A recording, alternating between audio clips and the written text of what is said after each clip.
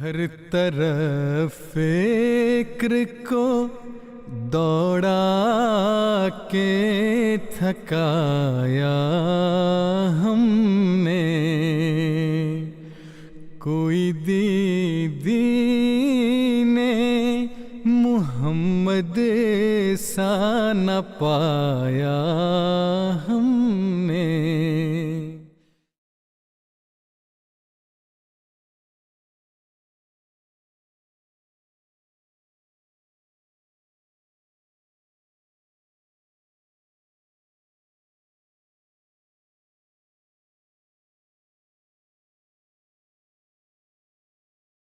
عن جابر قال: قال رسول الله صلى الله عليه وسلم: أعطيت 5 لم يعطهن أحد قبلي، نصرت بالرعب مسيرة شهر، وجعلت لي الأرض مسجدا وطهورا، وأحلت لي الغنائم ولم تحل لأحد قبلي، وأعطيت الشفاعة، وكان النبي يبعث إلى قومه خاصة وبعثت إلى الناس عامة.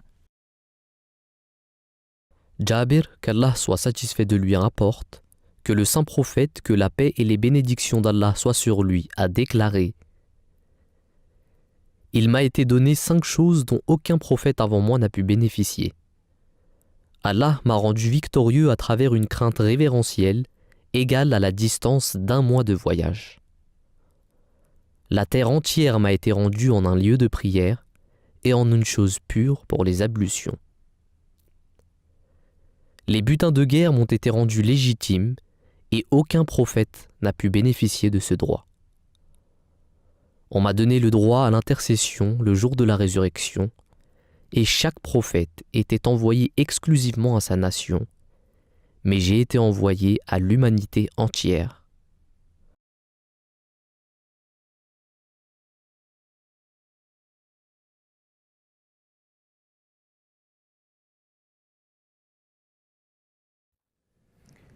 Assalamu alaikum wa rahmatullahi wa barakatuhu.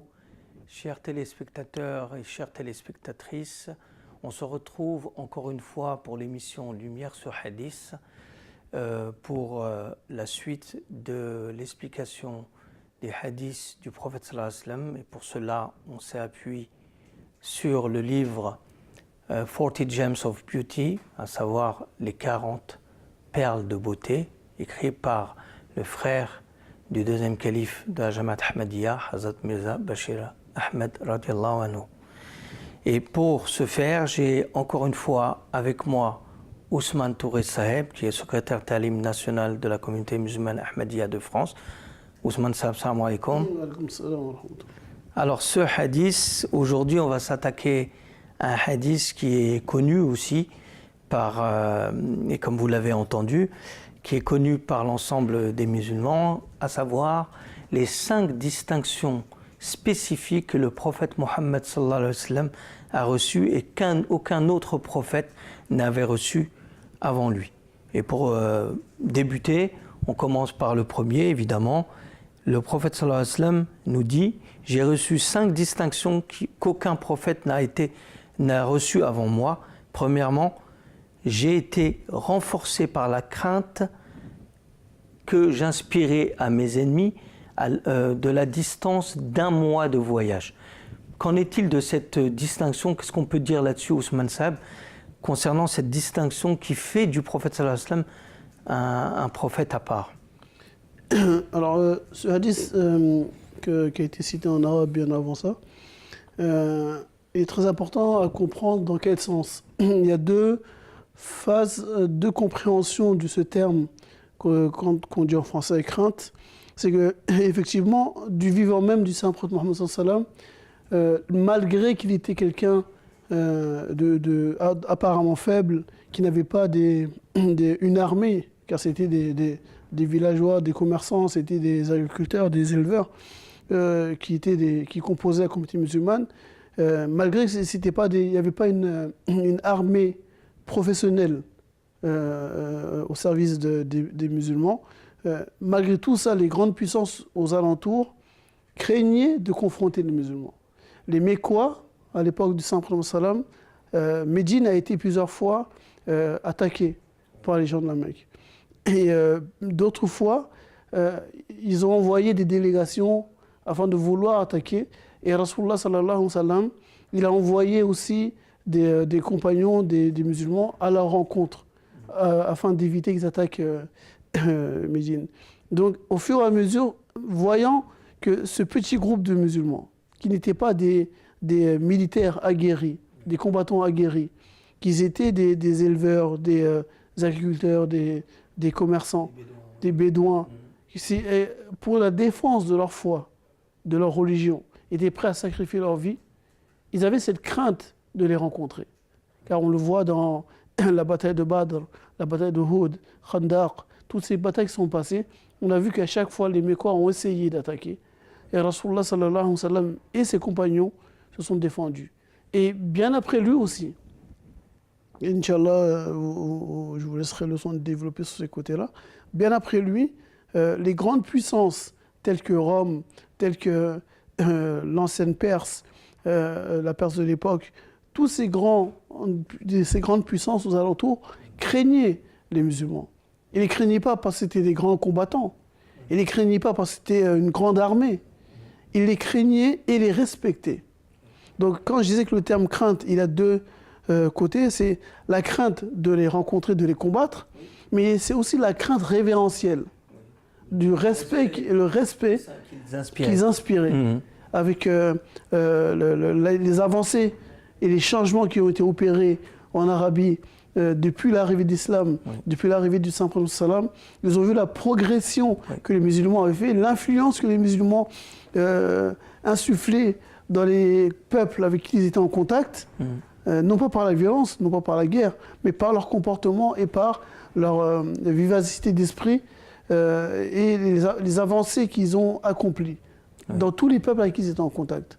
On a des exemples historiques tels que quand Rasulullah sallallahu alayhi wa sallam, il a écrit un courrier à César. La parole exacte, je crois que vous l'avez. Oui, je l'ai, je peux la citer, effectivement. Si je pouvais aller, c'est César qui parle, le prophète sallallahu alayhi wa sallam, on le sait, il a envoyé à différents gouverneurs ou dirigeants des missives où il les invitait à accepter l'islam. Et donc une de ces missives était arrivée à l'empereur César de Rome. Et on a dans les rapports une phrase qui montre tout ce que vous venez de dire justement sur le respect que le prophète sallallahu alayhi wa sallam suscitait auprès même de ces grandes nations de l'époque. Il faut bien aussi se rendre compte qu'il y avait deux grands empires, qui est l'empire perse et l'empire romain et d'Héraclius. Ceci. Donc il y a ces deux choses-là. Et au milieu, on a quoi? On a des bédouins, une armée, comme vous le disiez, qui n'est absolument pas aguerrie, absolument pas préparée à la guerre, mais qui a des principes et une telle force interne dans ses valeurs et même dans son impact spirituel que ça a fait dire à l'empereur César, si je pouvais aller rendre hommage à ce messager d'Allah, je le considérerais en effet un grand honneur s'il me permettait de laver ses pieds. C'est dire qu'effectivement, imaginez-vous à une époque où de simples bédouins d'Arabie puissent avoir une influence au-delà de leur terre qui était l'Arabie et dont on entendait l'écho jusqu'à Rome. Et donc c'est exactement la parole du prophète sallallahu alayhi wa sallam. Donc l'implication que vous disiez, c'est-à-dire qu'elle est du vivant même du prophète sallallahu alayhi wa sallam, lorsqu'il a envoyé suite aux armées mécoises qui venaient attaquer, il envoyait donc ses compagnons à aller à la rencontre. Ils prenaient la fuite aussitôt. Donc ces Mécois prenaient la fuite. C'est dire qu'ils avaient peur parce qu'ils connaissaient aussi la force du message et la force réelle qu'avaient ces gens et qui n'étaient absolument pas dus à leur pouvoir, qui n'étaient absolument pas dus à leur richesse. Et on voit un messager qui, au contraire, n'avait pas de trône, n'avait pas de richesse extraordinaire, mais qui faisait trembler Rome et la Perse en même temps. Et donc ici, effectivement, dans cette distinction qui apparaît, aucun messager avant lui n'avait eu cette possibilité d'avoir cette influence qui crée la crainte révérentielle, et c'est la première partie dont on pourrait dire de cette distinction que le prophète sallam nous mentionne. Il y a peut-être une deuxième partie que vous vouliez... On a aussi de son vivant, et je ne terminerai par ça aussi, la missive, le courrier qu'il a envoyé au Négus d'Abyssinie, oui. L'actuelle Éthiopie. Oui. Et le courrier qui a été envoyé, ce témoignage montre encore une fois le respect qu'ils avaient pour lui. Cette crainte révérentielle dont je parlais, cette deuxième partie de la crainte. Et il avait pris soin de mettre dans un coffre d'ivoire le courrier en donnant comme instruction aux personnes et à ses successeurs de ne jamais détruire ce courrier. Et tant qu'ils le garderont, ils auraient la protection de leur royaume. Oui. Effectivement, les musulmans n'ont jamais attaqué, ils n'ont jamais attaqué l'Abyssinie à cause de cette chose, de ce respect qui avait été dû à eux. Et avant de passer à cette deuxième partie, c'est encore une fois, les guerres faites par Rasulullah sallam et ses compagnons n'étaient toujours que des guerres défensives. Et d'ailleurs, la seule guerre qui est permise en islam, c'est celle qui est défensive. Okay? Et dans le but de rétablir la paix et d'instaurer la paix. Voilà. Pas une fausse paix dans le but de déposséder les gens, mais vraiment, véritablement, de chasser l'oppresseur et de rétablir la paix dans la société, que chaque personne, chaque rue, chaque maison soit en paix. C'est le seul but des guerres que les musulmans avaient le droit de faire, c'est dans le but défensif, encore une fois. Et le deuxième aspect, c'était, après la mort du Salam, on continue à le voir avec les différents empires musulmans qui sont passés, et on voit que les musulmans étaient craints. Oui. Toujours de la même manière que je disais, du vivant du prophète sallam, de deux manières. Oui. De l'empire musulman lui-même et de leur acharnement dans une guerre, à ne pas abandonner, à ne pas reculer, et toujours aller de l'avant. Ils ont vu les victoires qu'ils ont eues.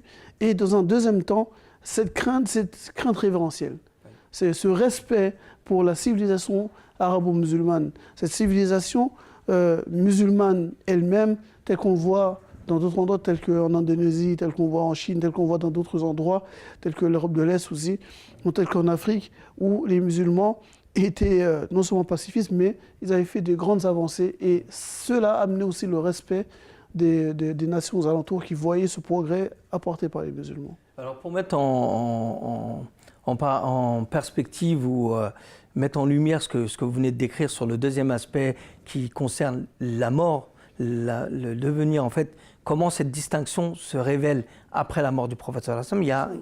Il y a une anecdote qui est très connue dans l'histoire islamique, qui est ce dilemme qu'avait l'Empire perse, c'est-à-dire qui s'écroulait bien évidemment, parce qu'il arrivait à son déclin aussi, où durant une bataille, on connaît la bataille de Qadisiyah, qui était une des plus grandes batailles qui était menée contre les Perses et qui a été remportée par les musulmans. Et les Perses se posaient la question, et l'empereur perse se posait la question, mais de quelle force ces musulmans tirent-ils leur foi?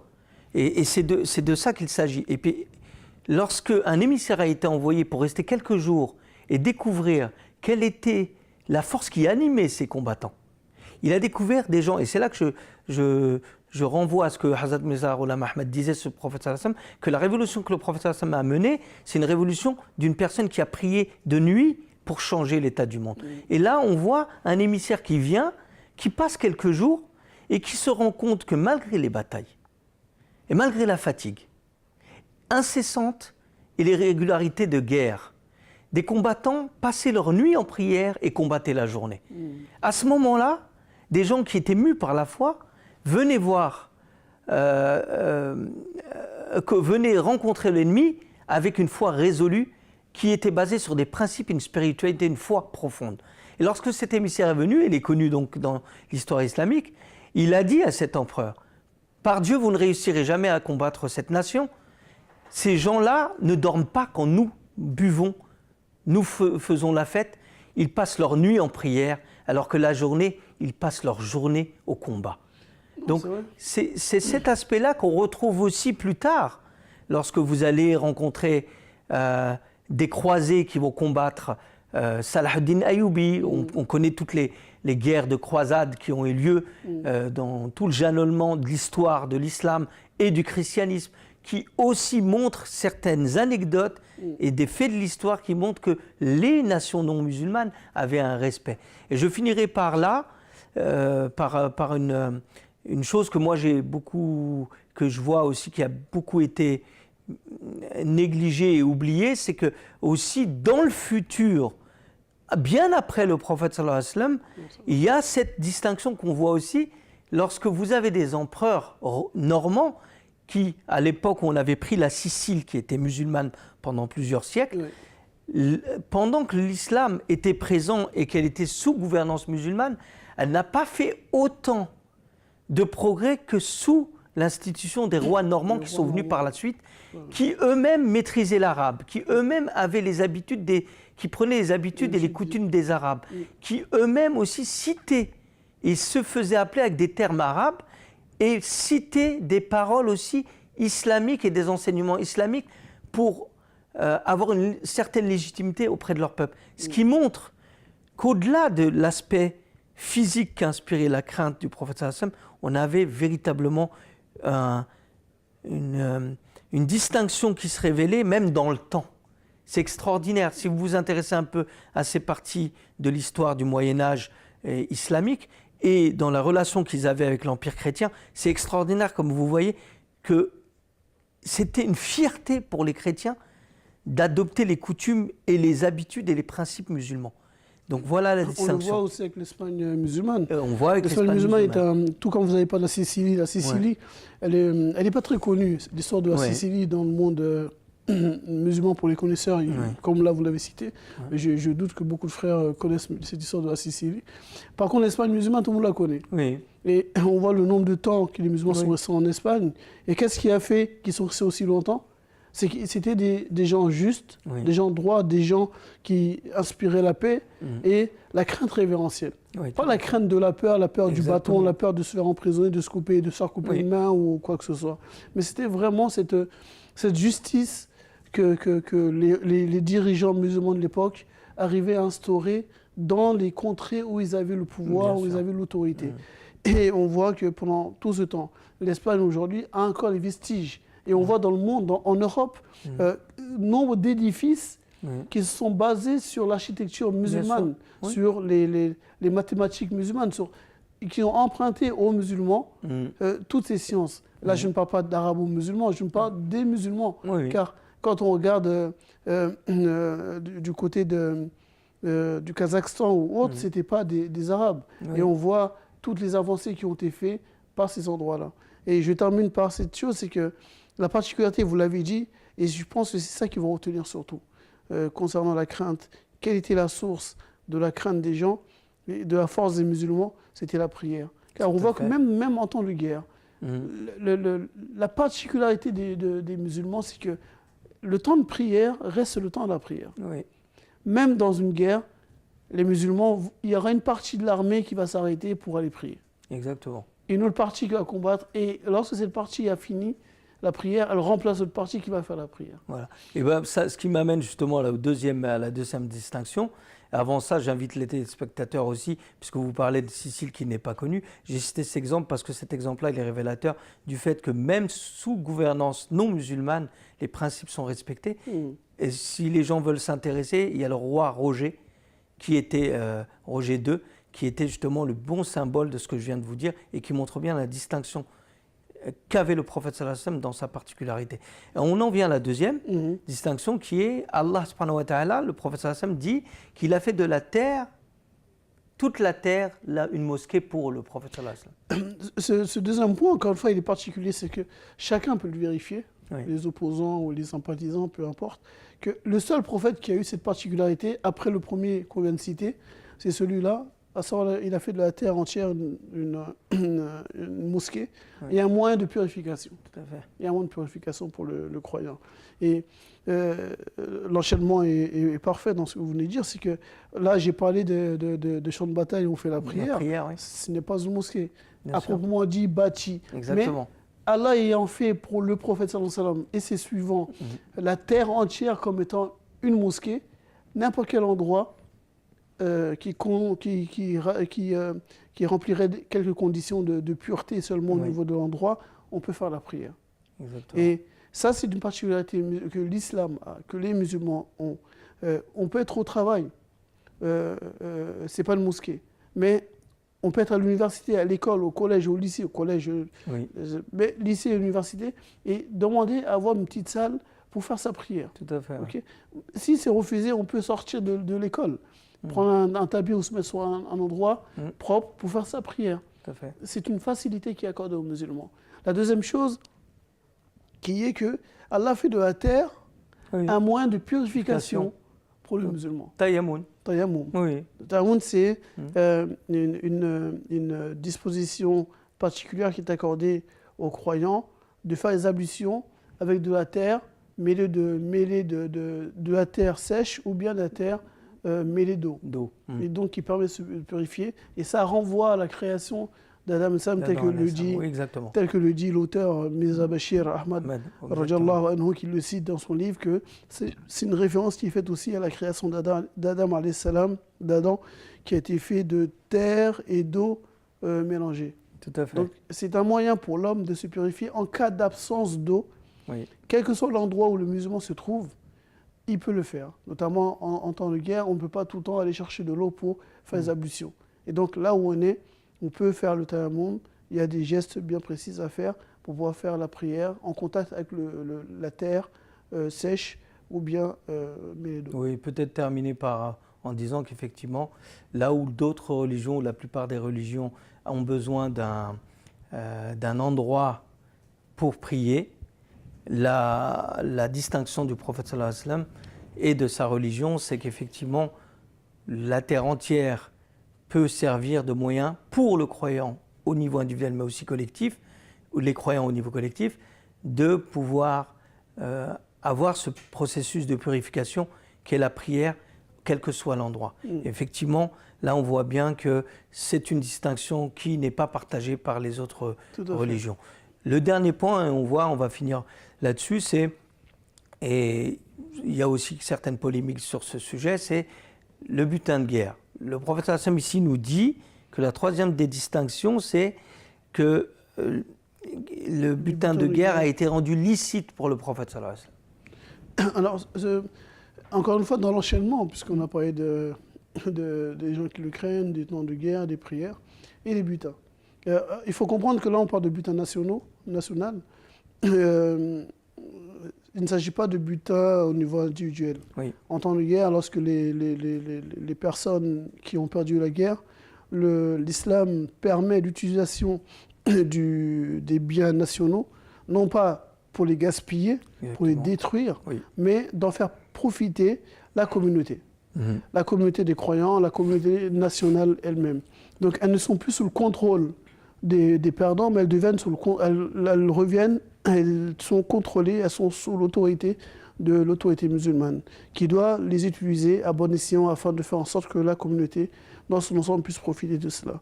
Mais il faut comprendre que, et je l'ai dit tout à l'heure, on ne parle pas de butin individuel. Oui. Une personne a une richesse, a des lingots d'or dans son coffre au niveau de sa maison. Il ne s'agit pas d'aller dévaliser la maison de la personne pour prendre ses biens et dire que c'est un butin de guerre. On ne parle pas de ça. Exactement. On parle des biens qui appartiennent à la nation. Oui. Les butins de guerre qui appartiennent à l'État. Ok. Les musulmans, il leur sont interdits de détruire ces choses qui peuvent profiter à la communauté. Ok. Et ce que l'on voit aujourd'hui, et ce sont quoi certaines personnes qui se réclament de l'islam, qui font des razzias, Voilà. qui détruisent, qui dépossèdent et qui disent que l'islam le permet, ce sont des personnes qui n'ont rien compris aux enseignements islamiques.